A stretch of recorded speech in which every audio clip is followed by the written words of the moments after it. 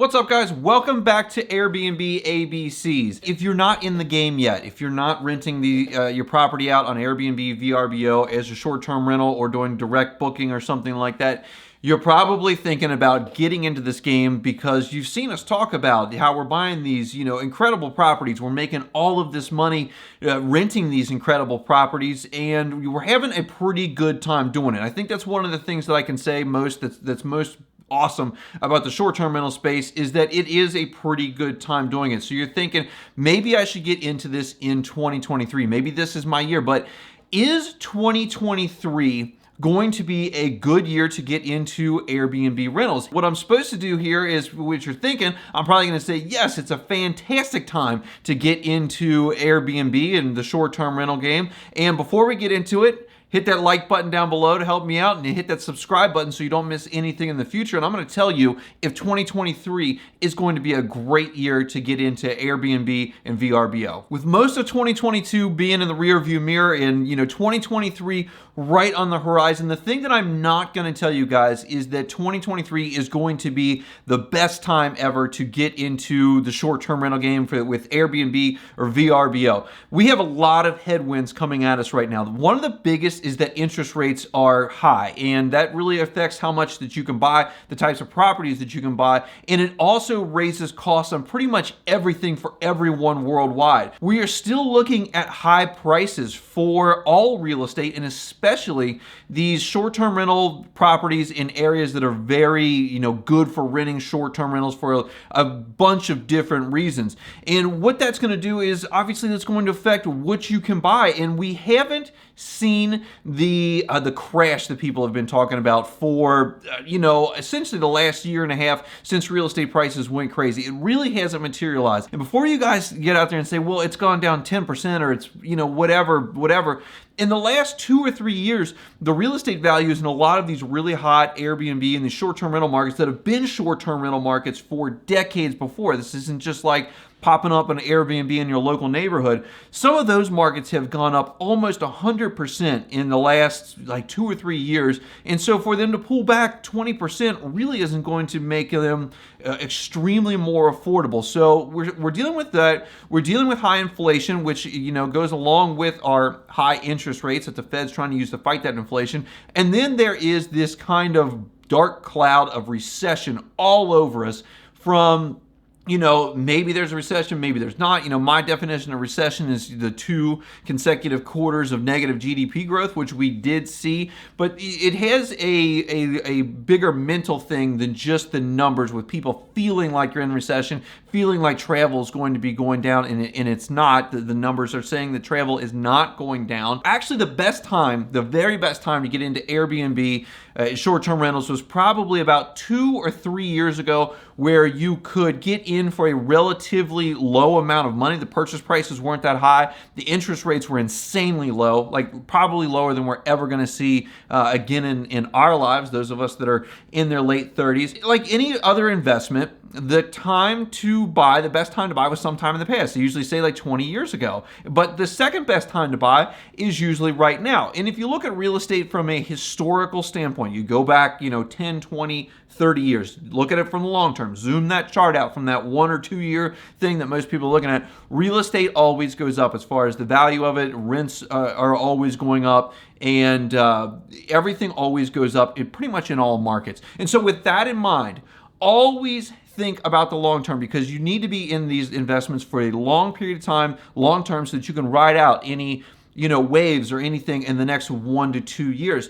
Because in 5 to 10 years, you're probably going to look back at the prices, and wish that you had bought 5 to 10 years prior. So 2 to 3 years ago, getting 40 to 60% cash on cash returns was a very common thing. You could purchase a property because the prices were low, the interest rates were low, and the amount of down payment that you had to put down from the 10 to 20% range was a relatively low amount of money.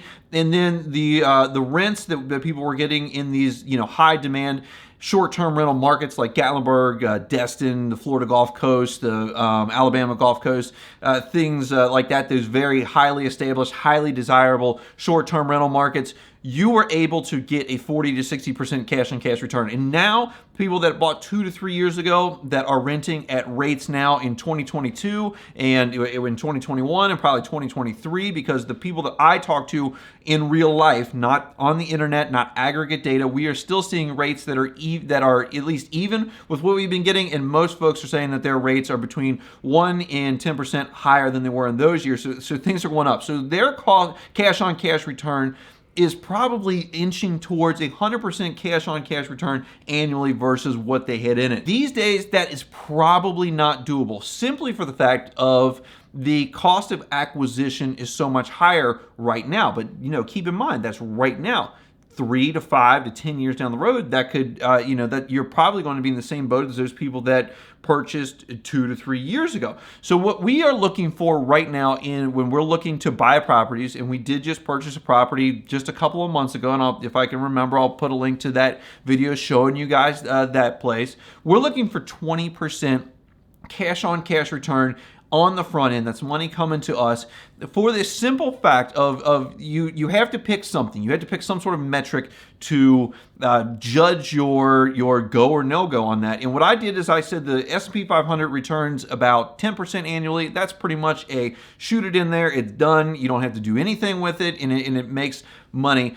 But that is about double the S&P 500, and so that is what I feel like is worth my time and effort and money to have a more active role in generating that money. Now, the difference is in the S&P, when you get 10%, that's 10% valuation and dividends, usually goes right back into the account. You don't actually see any of it in cash in your hand. Whereas when we're looking at 20% cash on cash return, we are looking at a 20% money in our hand right now. You get some of these and you put them in your pocket and be able to spend it without ever touching the principal amount of your money and having most of that sheltered by tax benefits. So with all that being said, I think that 2023 is going to be a good time to get into the Airbnb game. Again, the best time to buy would have been, 2, 3, 10, 20 years ago. The second best time is probably going to be today. And I'm saying that it's going to be a good time to buy. It probably isn't going to be the best time ever, but if you're always waiting for the best time ever, there is always a scenario in the future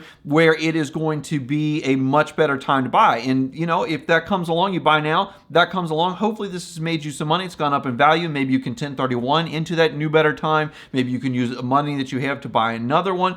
But I think that 2023 is going to be a good time to buy, especially if you purchase the right property. Now, the right property is going to be something that's in a very high demand short-term rental market. These are your Gatlinburgs, Pigeon Forge, Sevierville, the Florida Gulf Coast, the Alabama Gulf Coast, the Texas Gulf Coast, and anywhere that has had a solid history of short-term rental usage for decades, where they're not looking at having short-term rental restrictive legislation put into effect, where folks are always going to be going on vacation. And, when I look at Airbnb's numbers especially, and I look at the number of users on Airbnb, from this graph that I had gotten from the internet here, 2016 they had 29 million users, up through 2022, 45.6 million users. That includes 41.1 in 2019, 43.3 in 2020, 44.5 in 21, and 45.6 in 22. So even during those pandemic times where travel was severely restricted, the numbers still went up. So travel is there. People are always going to be traveling. Somebody will always have the money to travel, even during recessions. And so these really hot areas are where you want to be. Probably not some sort of regional lake or regional thing or someplace that you just particularly liked going on vacation that wasn't a very big spot. When you're looking at investments, we want to be in the center of the action and make sure that we're doing it. I've looked at other investments. I've always tried to find places to put my money. I put my money in the stock market. I put my money into real estate, and I've looked at several other things, and there is absolutely no other legal investment that's available to the general public that is going to make you the returns that Airbnb is. If you look at bonds, you're looking at a 3 to 5% return. If you're looking at stocks, you're looking at a 7 to 10% return on, annually. If you're looking at long-term rentals right now, with the way the prices are, interest rates, you're probably only looking at 6 to 10, maybe 15% for the average buy right now. Obviously, there's people that did a lot better just 2 to 3 years ago. But our worst performing Airbnb cabin did 32% cash on cash on the front end. That's the cash out for the amount of down payment in, and total return is 124% in a calendar year, combining the front end and the back end. And so I do not know of a single investment that's available to the general public that is legal that is going to return 124% in 1 year. And I will put a link up here to that video as well so that you guys can see exactly how we do that. And just to give you guys an example of how this would work, how it's going to beat every other type of investment out there, let's look at a $500,000 property. And you can get $500,000 properties in Gatlinburg and Pigeon Forge. They are on the market right now, essentially turnkey furnished. You might have to do some updating, but there's 1 bedroom, 2 baths. There's some 2 bedroom, 2 baths. That's probably as good as you're going to get. Log cabin, these premier top tier properties that you're going to want to have in that market. They're on the market right now on the MLS. Go look for them. So you get your $500,000 house. You're going to put 20% down. You can actually put less down. You can go all the way down to 10%, but we're going to say 20 just for round numbers. And, so this works for everybody. That's a $100,000 down payment. Now, let's say that you don't make anything. At the end of the year, you have broken completely even from your, loan servicing, all of your expenses, utilities, everything. You end up at a $0 of profit to take home. So, your front end cash on cash return, 0. It's not great, right? Anything else would have been better. But when you look at what your principal pay down would have been in that first year of that mortgage, you're looking at paying down $4,200 of the principal that your guests are going to end up paying for you. That's a 4.2% return on your money. Then if you just have 3% appreciation, which is essentially the ongoing average rate of appreciation historically for real estate in the United States, 3%, you're probably going to do better in any one of these very high demand short-term rental markets. But that is going to be $15,000, which is going to be an additional 15% return on your money. So right there, just between your principal pay down, your appreciation, you are looking at a 19.2% return on your money. So you've already beat all of the other investments without even factoring in cash flow. If you want to get a 20% cash on cash return, you're going to be looking at about $20,000 that you're going to be able to pull out of this, or at least be able to get that on top of your expenses every year. And so what that would put you at nearly